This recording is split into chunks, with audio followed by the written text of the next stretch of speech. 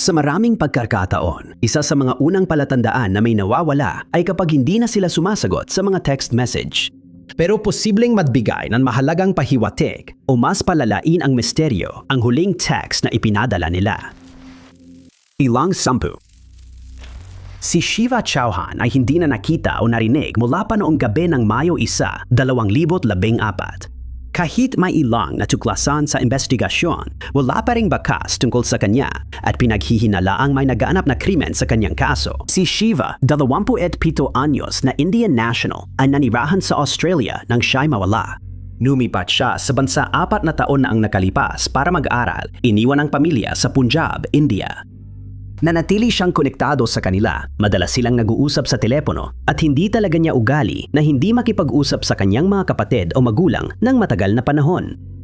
Si Shiva ay ikakasal din sa isang Australianong Afghani.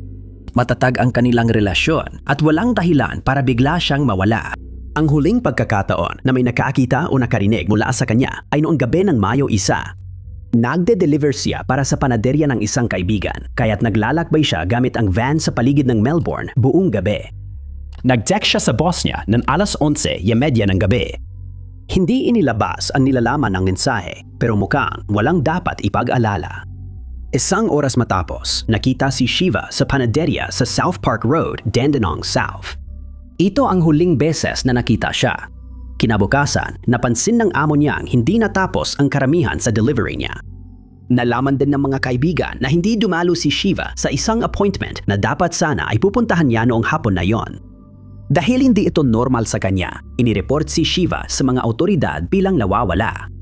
Di nagtagal, natagpuan ang van na nakaparada sa Hutton Road, Keysborough noong hapon. 15 minuto lang ito mula sa lugar kung saan huling nakita si Shiva. Iniwan sa loob ng sasakyan ang kanyang pitaka at ID niya. Nakapark na ang van doon mula pa nang hindi bababa sa alas 5:30 ng umagang iyon, pero may nagsabing nakita ito ng alas 3:30 ng madaling araw. Walang nakitang palatandaan ng anumang kaguluhan ang mga investigador sa lugar ng insidente. Ipinapahiwatig nitong kusa umalis si Shiva. Kung may foul play sa kaso, malamang kinuha si Shiva ng kakilala niya. Makaraan ang ilang taon ng investigasyon, nakatanggap ang pulisya ng tip na dinana si Shiva sa Phillip Island. Isang ninakaw na Toyota Camry umano ang ginamit sa pagdukot. Malawak ang paghahanap sa Phillip Island pero walang natagpuang bakas ni Shiva o anumang palatandaang makapagpapaliwanag sa nangyari. Hindi rin nahanap ang sasakyan mismo. Ayon sa ulat, ilang kaibigan ni Shiva ay itinuring na persons of interest kahit walang ibinigay na dahilan. Mahigit 10 taon na ang lumipas, kakaunti lang ang mga bagong balita tungkol sa kaso at umaasa pa rin ang kanyang pamilya na makahanap ng mga sagot at maibalik si Shiva sa kanilang tahanan. Inilarawan si Shiva na may taas na humigit kumulang 100 at 77 sentimetro maitim ang balat, payat ang pangangatawan at may tuwid na maitim na buhok.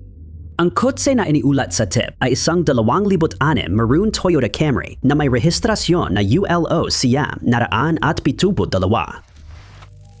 Numero 10. Noong Mayo ng 2008, si Elena Zagarova ay misteryosang nawala. Mahigit 18 taon na ang lumipas, ngunit ang kanyang pamilya at mga kaibigan ay hindi pa rin nalalapit sa pag-alam kung ano ang nangyari sa kanya. Si Elena, babaeng ipinanganak sa Latvia, ay 17 taon nang naninirahan sa Inglaterra nang siya ay mawala. Nakatira siya sa Tottenham, London at may maraming kaibigan doon. May kasintahan din siya at tila normal lang ang kanilang relasyon. Dumaan din sa pagsubok si Elena nang hindi siya makapagtrabaho dahil sa mental health issues, ngunit unti-unti siyang nakakabawi. Sabi ng isang kaibigan, nakabalik na siya sa trabaho sa simula ng Mayo pero naapektuhan ang kanyang mental health. Noong Mayo, 21 isang araw bago siya mawala, sinamahan siya ng partner sa appointment sa doktor. Sa isang open letter na in-upload ng kaibigan, sinabi riyon na hindi naging maganda ang resulta ng appointment. Kinabukasan, may ilang aasikasuhin si Elena. Umalis siya ng umaga papuntang sentro ng London para kunin ang pasaporte niya. Nag-text din siya sa partner niya. Ayos lang lahat, mahal. Abangan ang mga bago. Love, A. Ito na ang huli niyang text sa nobyo niya, pero hindi pa ito ang huling ugnayan niya sa mga mahal niya sa buhay. Pagdating ni Elena sa opisina, sinabi sa kanya na hindi pa handa ang kanyang pasaporte. Kailangan niyang bumalik matapos ang 3 oras.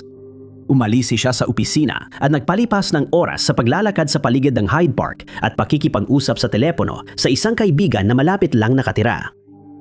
Inimbitahan siya ng kaibigan sa hapunan. Sabi ni Elena, pag-iisipan niya pero walang tiyak na sagot. Kinabukasan, tinawagan ng nobyo ni Elena ang mga kaibigan niya. Hindi siya sumasagot sa tawag o mensahe ng nobyo mula umaga ng Mayo 22, kaya gusto niyang masiguro na okay siya. Sabi ng mga kaibigan, hindi siya umuwi at walang may alam sa kinaroroonan niya. Makalipas ang kaunting sandali, ibinahagi nila na nasa apartment ni Elena ang mga pulis. Iniulat si Elena na nawawala noong araw din iyon. Natris ang pulis solos niya ilang oras matapos siyang tumawag sa Hyde Park. Sumakay siya ng tren papuntang Highgate Station at umalis ng 1:30 ng hapon.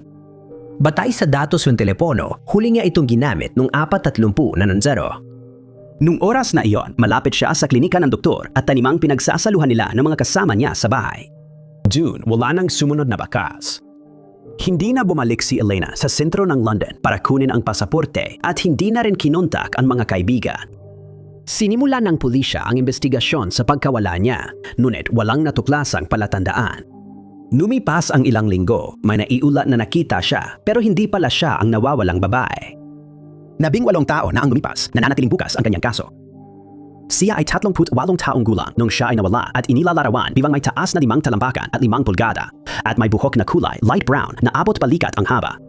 Ang sinumang may impormasyon tungkol sa kaso nito ay maaaring makipag-ugnayan sa Missing People Charity sa numerong 11600. Numero 8. Araw-araw nakikipag-ugnayan si Ashley Williams sa kanyang ama. Nang unang mangyari iyon noong Agosto 2025, napansin agad ng kanyang mga magulang na may mali. Sa kasamaang palad, mas dumami pa ang tanong kaysa sagot matapos magsagawa ng pagbisita para tiyakin ang kanyang kalagayan. Si Ashley, 28 taong gulang, ay nakatira sa Los Angeles nang siya ay mawala. Ipinanganak at lumaki siya sa Ohio kasama ang pamilya niya. Noong 2022, lumipat ang pamilya nila sa Georgia dahil sa bagong trabaho ng kanyang ama. Hindi sumama si Ashley, sa halip lumipat siya sa LA. Kahit malayo, sinikap ni Ashley na manatiling nakikipag-ugnayan sa pamilya niya. Araw-araw niyang kinakausap ang tatay niya at sa pagkakaalam ng lahat, ibinabalita niya sa kanila ang bago niyang buhay. Nagtatrabaho siya sa retail at nagtitirintas ng buhok bilang sideline. Ngunit nangangarap si Ashley maging guro. Nag-aral siya ng Mandarin sa libreng oras at nais magturo ng Ingles bilang pangalawang wika. Noong Agosto 20, nagpadala ng text si Ashley sa kanyang ama na humihiling na padalhan siya ng pera. Ipinadala niya ang pera pero hindi ito tinanggap ni Ashley. Kinabukasan, walang balita mula sa kanya. Hindi pa rin tinanggap ni Ashley ang pera at hindi na siya makontak ng kanyang mga magulang kaya humingi sila ng tulong sa Los Angeles Police Department para magpa-welfare check. Ang huli nilang balita, si Ashley ay nakatira sa isang kwarto sa 3,800 block ng Crawford Street. Ngunit sinabi ng mga tao sa bahay na yon sa mga pulis na hindi na raw naroon si Ashley mula pa noong Hulyo. Pagkarinig nila noon, alam ng mga magulang ni Ashley na may seryosong nangyari at agad silang lumipad mula sa kabilang panig ng bansa para hanapin ang kanilang anak na babae. Nag-hire sila ng pribadong investigador para alamin ang misteryo. Nakumpirma ring wala na si Ashley sa bahay sa Crawford Street ng ilang buwan.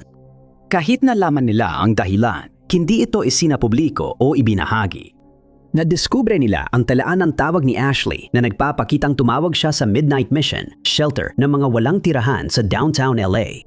Pumunta ang magulang at investigador sa shelter para hanapin si Ashley. Walang baka si Ashley doon pero hindi tiyak kung hindi siya napunta sa shelter o umalis bago dumating ang mga magulang niya.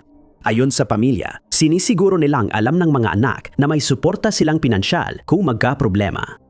Nagpadala ang kanyang ama ng pera nang walang anumang problema at mas marami pa sanang naitulong kung alam lang niya kung gaano kalala ang sitwasyon ni Ashley. Simula nang humingi ng impormasyon, kaunti lang ang update sa kaso at nawawala pa rin si Ashley. Inilarawan siya bilang isang babaeng itim na may itim na buhok at kayumangging mga mata, may taas na 5 talampakan at 6 na pulgada at may timbang na humigit kumulang 150 pounds. Kilala rin siyang gumagamit ng pangalang Pamela Yasmina Martinez Hale. Ang sino mang may impormasyon tungkol sa kaasong ito ay maaring makipag-ugnayan sa unit ng mga nawawalang tao ng Los Angeles Police Department sa 213 siyam, 976,800, numero 7. Noong Agosto siyam, 2024, nakatanggap ng text message ang pamilya ni Chris Leguizamo na nagsasabing ligtas na siyang nakarating sa Mexico. Yun na ang huling beses nilang nagkausap at hanggang ngayon, hindi pa rin alam kung nasaan siya. Si Chris, 51 anyos na ina mula Des Moines, Iowa, ay dumating sa Mexico bago siya nawala. Ayon sa pamilya niya, ilang beses na silang pabalik-balik sa Mexico noon. Naglabas ng travel advisory ang US tungkol sa lugar sa Mexico na binisita ni Chris, pero tingin ng pamilya niya, hindi niya ito alam. Walang nag-aakala na magiging kakaiba ang huling biyahe nila sa Timog kumpara sa dati. Sa pagkakataong ito, ang biyahe ay para tumulong sa isang miyembro ng pamilya. Tinulungan niya ang dating niyang bayaw maglipat ng kasangkapan bilang pabor. Sinakay niya sa van ang gamit ng dating bayaw sa Des Moines at tumawid ng hangganan para tapusin ang trabaho. Mabilis lang dapat ang biyahe dahil may balak si Chris bumalik sa US sa Agosto 10. Mabilis napansin ng pamilya niyang nawawala siya. Inireport siya ng anak niya bilang nawawala sa US authorities nung araw ng inaasahang balik niya. Ang huling tiyak na oras ay alas 11 ng umaga. Nung nakaraang araw, tumawid siya sa Hidalgo International Bridge. At kung saan siya nagpunta pagkatapos noon at ang eksaktong oras kung kailan siya huling nakita ay hindi alam.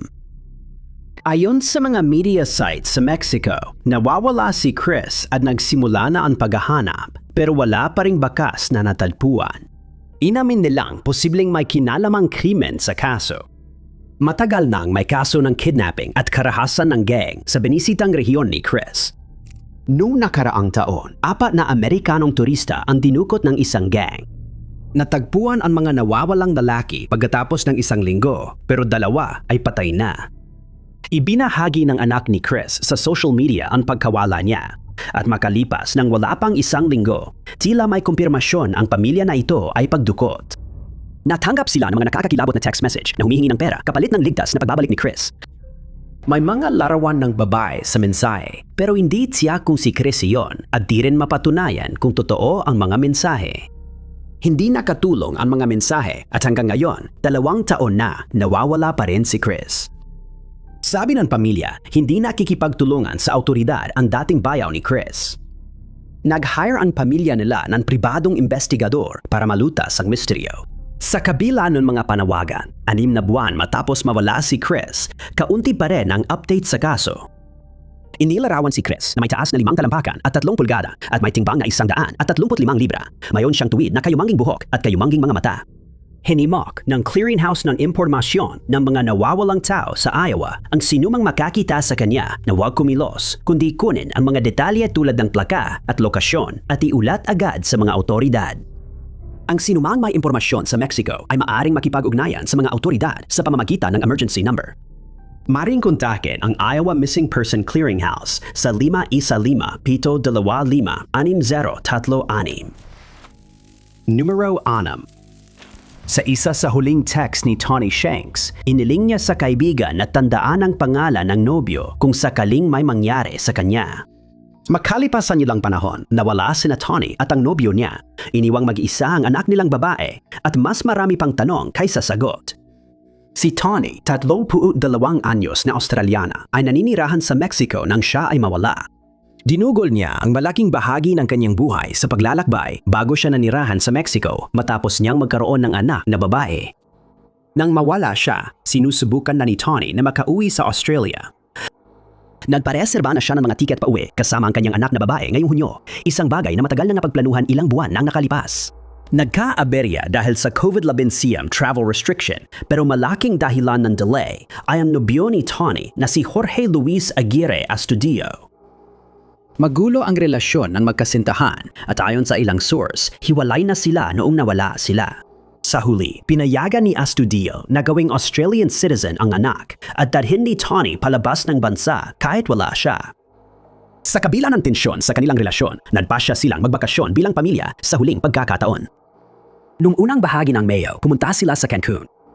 Nagpadala si Tony ng mga larawan pabalik sa kanyang pamilya at mga kaibigan sa Australia, pati na rin ng nakakakilabot na mensahe sa isang kaibigan. Sabi ng mensahe, alam kong kakaiba ito, pero tandaan ang panggalan niyan, si Jorge Luis Aguirre Astudillo. Kung may mangyari sa akin, pwede nila siyang habulin. Wala naman mangyayari, gusto ko lang may backup. Nung ikalawa ng Mayo, nakita sina Tony Astudillo at anak nilang umaalis sa hotel sa Cancun at bumibiyahe pabalik sa Merida. Habang nagbibiyahe, nadaanan nila ang police checkpoint sa toll road. Pagkalipas ng 8 oras, natagpuang mag-isa ang anak ng mag-asawa sa labas ng simbahan sa Cancun. Ipinakalat ng otoridad sa social media ang larawan ng bata para makilala siya. Numapit ang pamilya ni Tony at agad nilang napansin ang mali. Hindi matagpuan saan man sa paligid ng lugar sina Tony at Astudillo. Napag-alaman ng pulisya na malamang ay nakabalik sila roon. Nakita ang bata sa kotse sa checkpoint ng pulisya kaya hindi nila siya basta iniwan. Pero wala sa anumang CCTV ang dalawang matanda mula nang umalis sila 8 oras bago iyon. Kalaunan ay natagpuan ng pulisya ang sasakyan na sunog na sa bayan ng Puerto Morelos. Tinanggal ang plaka at kiniskis ang serial numbers, pero lumabas pa rin ang bakas ng numero na nagpapatunay na iyon ang sasakyan ng pamilya. Agad na naghinala ang pamilya ni Tani na may naganap na krimen. Si Astudillo ay kilalang mapanganib at konektado sa illegal na droga at panlilinlang. Pakiramdam niya noon, kailangan niyang kumuha ng bodyguard. Ayon sa pulisya, maaring si Astudillo ang may gawa kay Tani, pero posible ring isa sa mga kaaway ni Astudillo ang umatake sa kanila. Nakalista silang nawawala ayon sa mga autoridad. Kaunti lang ang pahiwatig sa kaso at nawawala pa rin sina Tani at Astudillo. Si Tani ay 1.65 metro ang taas, 65 kilo ang bigat, may asul na mata, pulang buhok at tattoo sa kanang binti. Kung may impormasyon, makipag-ugnayan sa lokal na otoridad. Numero 5. Noong Abril ng 2026, si Shane Graham ay umalis sa kanyang pinagtatrabahuan at nawala na parang bula. Sa mga sumunod na buwan, matapos siyang mawala, may ilang ulat na nakita siya pero walang ni isa ang nakumpirma. Si Shane, 26 na taong gulang, ay mag-isang nakatira sa isang apartment sa Lancashire, England nang siya ay mawala. Landscaper siya sa kumpanyang gumagawa ng artipisyal na damo at tila normal lang ang takbo ng kanyang buhay. Nagkaroon siya ng mga problema sa kalusugan ng isip noon, pero ayon sa kanyang pamilya, maayos ang kanyang kalagayan nung siya ay nawala. Huling nakita siya noong ika-29 ng Abril, 2016. Nung umagang iyon, bandang 10:40 AM, nagpadala siya ng huling text sa kanyang boss. Ang nilalalaman ng mensaheng iyon ay hindi kailanman isinapubliko, ngunit tila hindi naman ito nagdulot ng anumang pag-aalala noong panahong iyon. Tapat sanang magtrabaho buong araw si Shane sa property sa Lytham St. Anne's. Ang lugar ay nasa baybayin at tanyag sa mga turistang bumibisita sa Dalampasigan o Blackpool. Dumating si Shane sa property pero umalis din sa araw na iyon. Huli siyang nakita sa Eddington Road papuntang Inner Promenade. Dadalhin siya sa Fairhaven Lake, tapos sa Dalampasigan at Karagatan. Lumipas ang ilang araw bago napansin na nawawala si Shane. Nang mapansin nila, bumisita ang investigador sa bahay niya pero wala silang nakita. Nasa apartment pa rin ang pitaka niya, kasama ang 300 pounds na cash na pambayad sana ni Shane sa renta. Hindi malinaw kung umuwi siya matapos umalis sa kanyang pinantatrabahuan o kung basta na lang niyang iniwan ang lahat. Sa mga sumunod na linggo at buwan, paulit-ulit nanawagan ng pamilya ni Shane ng impormasyon. May ilang ulat ng pagkakita sa kanya na nagbigay pag-asa na baka buhay pa siya at namumuhay ng panibagong buhay. Noong 2017, may nagsabing nakita niya si Shane sa isang bar sa Fleetwood, pero pagdating ng balita sa pamilya, nabura na ang CCTV ng bar. Noong Disyembre, nakatanggap ang pamilya ni Shane ng mga text message mula sa isang nagsabing nakita siyang namumuhay sa lansangan sa Manchester. Nag-imbestiga ang pulis pero walang natagpo ang bakas ng nawawalang lalaki. Nahanap nila ang nagbigay ng tip pero nalaman nilang imbento lang ang kwento, isang matinding panlilinlang. Si Shane ay puti, may light brown na maikling buhok at asul na mata. Huling nakita na suot ang kanyang kasuotang pangtrabaho, isang itim na pangitaas na may hood at itim na pantalon sa trabaho na may padding sa tuhod. May kaugnayan siya sa Tamworth, Staffordshire. Sinumeng may impormasyon na maaring makipag-ugnayan sa pulisya sa 101 o sa Crime Stoppers sa 0800-555-111. Numero 4. Noong mga unang oras ng umaga ng Marso 22, 2026, nagpadala ng text message si Brenda Juan Salazar sa isang kaibigan upang humingi ng sakay. Makalipas ang ilang minuto, dumating ang kaibigan sa tagpuan pero wala si Brenda Juan. Simula noon, walang balita tungkol sa kanya. 21 taong gulang si Brenda Juan nang siya ay nakatira sa Crescent City, California nang siya ay mawala. Rehistradong miyembro siya ng tribong Palikla ng Yurok at aktibong kasali sa tradisyon nito. Sabi ng kanyang pinsan na tagapangulo ng tribong Palikla, interesado siya sa tradisyonal na panggagamot at sumasali sa seremonyal na sayaw. Nakatira siya sa Crescent City kasama ang ka-roommate, pero ibang araw muna siyang tumuloy sa ina niya sa Klamath bago siya nawala. Noong Marso 21 ng gabi, lumabas siya kasama ang grupo papuntang Country Club Bar and Grill. Malapit sa Ilog Klamath ang bar at madaling marating ang ilog mula sa kalapit na campground. Sabi ng Yurok Tribal Police, napansin si Brenda Juan ng isang opisyal noong Marso 22 bandang 2:00 ng madaling araw. Lasing na si Brenda Juan matapos uminom. Iniulat ng opisyal na nagiging agresibo na siya, kaya pinagpipilian kung arestuin siya dahil sa pagkalasing sa pampublikong lugar o ihahatid na lang to uwi. Hindi pa nakakilos, nakatakas na si Brenda Juan sa lugar. Tumakbo siya patawid ng US 101 papunta sa ilog.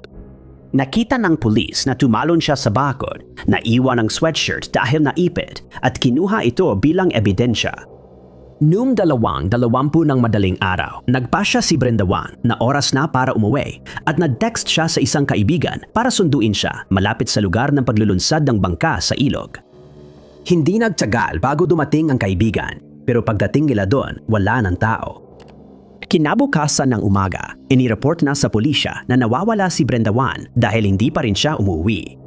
Nagpatupad ang California Highway Patrol ng Feather Alert para sa Del Norte County Sheriff's Office. May 2 kilalang lokasyon sa paghahanap. Ang lugar kung saan nakita si Brenda Juan na tumalon sa bakod at ang boat launch na sinabi niya sa kaibigan niyang puntahan.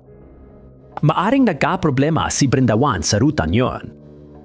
Malawa ang search radius at mas mahirap dahil maraming lugar ang lubog sa tubig. Ayon sa kanyang pamilya, takot siya sa tubig at malabong pumasok siya roon ng kusa. Mabilis at delikado ang ilog kahit sa mga hindi lasing.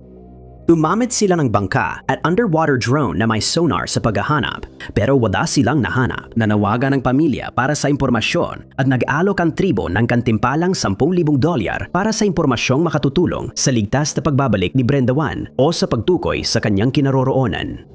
Inilarawan siya bilang may taas na 5 talampakan at 7 pulgada at may timbang na 145 libra. Maikli ang kanyang buhok na kulay dark brown at may maliit na pagitan sa kanyang mga ngipin sa itaas na harapan. Huling nakita siyang nakaputing t-shirt, itim na joggers at puting Nike na sapatos. May mga tattoo siya sa kanyang mga bisig at malapit sa kanyang punsuhan, kabilang na ang isang tradisyonal na disenyong pangkaibigan ng tribo.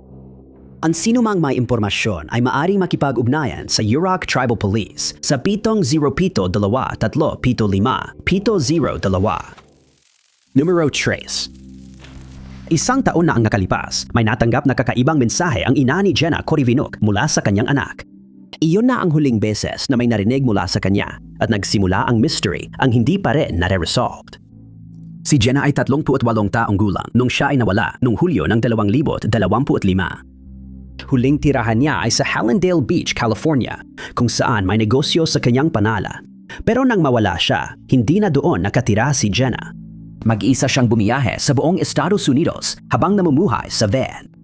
Madalas siyang makita na may hila-hilang maliit na itim-abong trailer na pangkamping sa likod ng Jeep Grand Cherokee niya. Habang namumuhay sa ganitong mas nomadikong estilo, si Jenna ay patuloy na nakikipag-ugnayan sa mga kaibigan at pamilya sa pamamagitan ng social media. Napaka-aktibo niya sa mga site tulad ng Facebook at TikTok, lalo na gamit ang kanyang alias na Angel Volnaya. Sa pangalang ito niya, inilatala ang aklat niya tungkol sa New Age spiritualism, reinkarnasyon at wakas ng mundo. Lumabas ang tema ng apocalypse at katapusan ng mundo sa kanyang social media posts bago siya nawala. Isang araw, bago niya ipinadala ang kanyang huling mensahe sa kanyang ina, nag-post siya ng isang video ng kanyang sarili na nagbabasa mula sa Biblia. Ayon sa kanyang post, walang takas, paparating na ang parusa at rapture. Nandito na ito, ilang taon na lang natitira. Isa akong propeta. May video rin na nagpapakita sa kanya sa simbahan na tila may dalang mga kagamitang pang-emerhensya kabilang ang gas mask. Ayon sa mensahe, iniwan niya lahat at 3 taon na lang bago bumalik ang Antikristo. Nakakabahala na ang mga post niya sa social media kahit bago pa ang huling mensahe niya sa ina kinabukasan. Noong Hulyo 5, 2025, nagpadala si Jenna ng mensahe sa kanyang ina na may kasamang litrato ng sulat at GPS coordinates.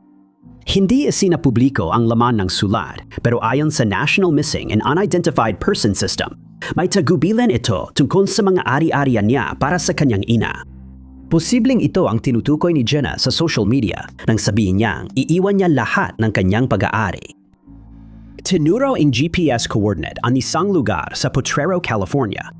Ilang araw matapos ang huling mensahe ni Jenna, natagpuan ang inabandonang jeep at camper trailer niya malapit sa mga coordinate.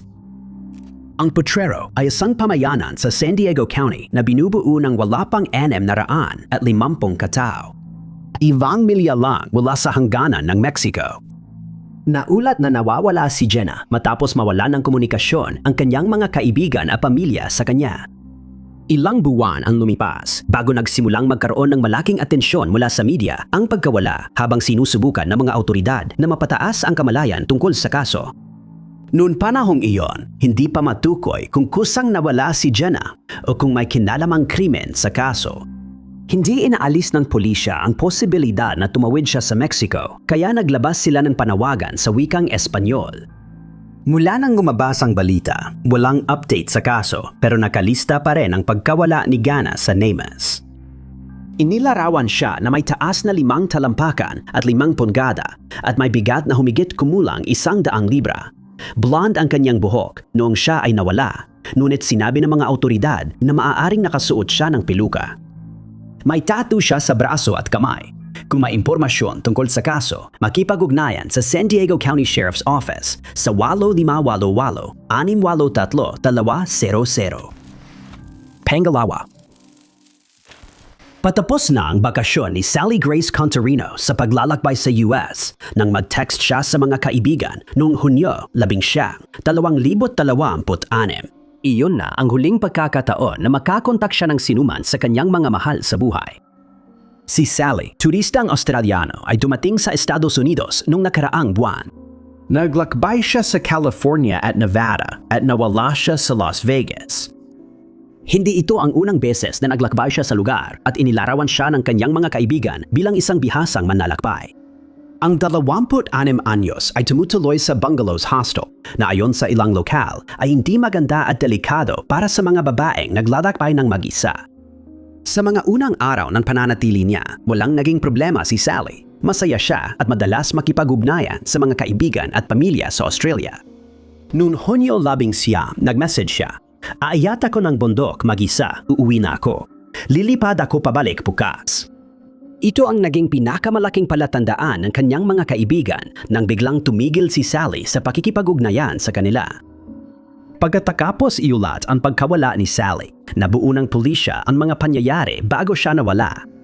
Noong gabi ng Hunyo 11, ilang oras siyang nagtagal sa Timbers Bar and Grill. Masaya ang kanyang pakiramdam at wala ni isa sa mga staff ang nakapansin ng anumang kakaiba sa kanya. Naglakad siyang pabalik sa hostel at doon nagpalipas ng gabi. Kinabukasan, nag-check out si Sally pero iniwan muna ang mga bag sa hostel. Plano niyang bumalik mamaya sa araw na iyon para kunin ang kanyang mga bagahe. Patay sa tala ng pulisya, pumunta si Sally sa kalapit na kapehan para magagahan at sumakay ng bus papuntang Mount Charleston.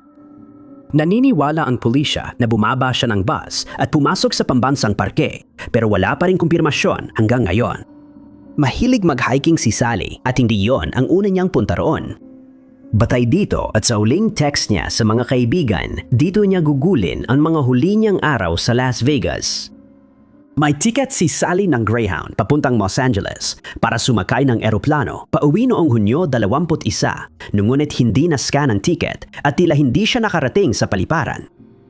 Matapos simulan ang paghahanap kay Sally, ginamit ang mga sniffer dog para sundan ang kanyang amoy. May bakas na natagpuan mula palengke hanggang dulo ng bayan. Hindi ibinunyag kung saan nagtapos ang bakas.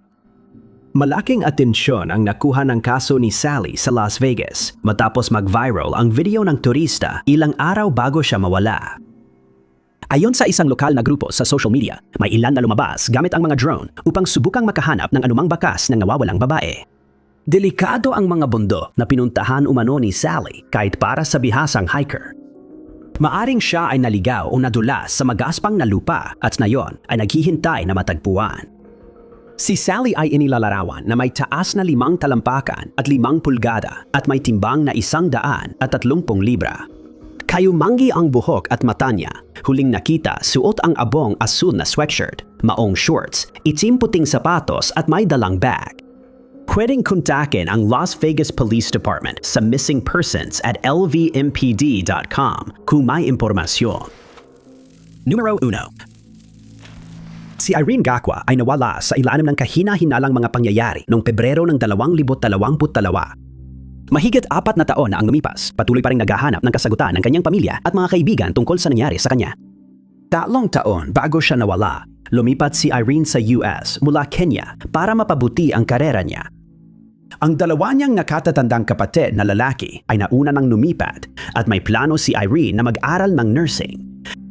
Noong una, nanatili siya malapit sa kanyang mga kapatid sa Boise, Idaho. Pero noong tag-init ng 2021, nagpasya siyang lumipat sa mas malayong lugar. Sa pagkakaalam ng pamilya ni Irene, nandilipat siya sa Arizona para maghanap ng mas mainit na matitirhan. Araw-araw niyang kinukontak ang pamilya niya sa Idaho at Kenya, lalo na ang kanyang mga magulang. Ang huling video chat ni Irene at ang kanyang pamilya ay nangyari noong ika-24 ng Pebrero 2022. Nakausap siya ng tatay niya na napansin na pagod at tahimik siya. Sinabihan siya ng kanyang ama na uminom ng mainit na gatas at magpahinga. Pagkatapos ng tawag, inasahan niyang makakatanggap ulit siya ng balita mula sa kanya sa lalong madaling panahon. Ang tanging iba pang komunikasyon na nakuha ng pamilya ni Irene mula sa kanyang telepono ay mga text message lang. Tumanggi si Irene sa voice o video call dahil nahulog sa tubig ang kanyang telepono at sira na ang mikropono. Ang huling text na natanggap ng kanyang ama mula sa kanya ay dumating noong ika-9 ng Marso. Sabi niya kukuha siya ng bagong numero at magte-text pero hindi na siya nag-message. Nang tumahimik si Irene, inireport siya ng pamilya bilang nawawala. Doon lang nila nalaman na wala pala siya sa Arizona. Nakatira siya noon sa Gillette, Wyoming, kasama ang nobyo niya nang siya ay mawala. Nakilala niya si Nathan Heitman sa Craigslist bago umalis ng Idaho. Nakilala ng mga kapatid ni Irene si Nathan pero sinabi nila kalaunan na may masama silang kutob tungkol sa kanya. Akala nila naghiwalay na ang magkasintahan. Di nila alam na nakatira pala siya kasama niya. Ayon kay Heitman, umuwi si Irene noong gabi ng Marso 4 at sinabi sa kanya na gusto na niyang umalis. Ipinakete niya ang gamit sa 2 plastic bag at umalis sakay ng madilim na SUV. Di alam kung bakit, iniwan niya ang mahahalagang dokumento gaya ng pasaporte. Nadiskubre ng pulisya na ginagamit ni Heitman ang bank account at credit card ni Irene at nagnakaw ng libo-libong dolyar mula rito. Sinabi niya, kinuha niya ang pera para mapilitang kausapin siya ni Irene kapag naubusan siya ng pera. Sa masusing pagsuri ng pulisya sa digital footprint ni Irene, nadiskubre nilang binura ang email account niya mula sa isang IP address na tumugma sa kay Heitman. Ginamit ang kanyang telepono ilang metro lang mula sa bahay ni Heitman ilang araw matapos umano siyang umalis. Sa kabila ng kanilang mga hinala, hindi posible na kasuhan si Heitman ng anumang krimen na may kinalaman sa pangkawala niya. Nakulong pa rin siya ng 3 hanggang 6 na taon dahil sa kasong pinansyal. Pinagihinala ng pulisya na dinala si Irene sa diblib na lugar gamit ang pilak o abong Subaru Crosstrek. Hinihikayat nilang lumapit ang sinumang nakakita sa sasakyang ito na pumasok sa pribadong ari-arian ng walang pahintulot. Naghahanap din sila ng impormasyon sa 55 galong drum na pinagsusunugan na umano'y dinala ni Heitman. Inilarawan si Irene na may taas na 5 talampakan at 1 pulgada at may timbang na 89 na libra noong siya ay nawala. May itim siyang buhok at kayumangging mga mata. Kung sino man ang may impormasyon, maaring makipag-ugnayan sa Gillette Police Department sa 307 at 7 600 at 82 5,155 o sa Wyoming Division of Criminal Investigation sa 300 at 7,700 at 77 7,181. Maraming salamat sa panonood ninyo. Kung nagustuhan mo ang video na ito, siguraduhin pindutin ang like button. Huwag mo ring kalimutang mag-subscribe at i-click ang notification bell para lagi kang updated sa lahat ng aming mga susunod na uploads. Ako nga pala si Top 5 Unknowns at magkikita tayo muli sa susunod.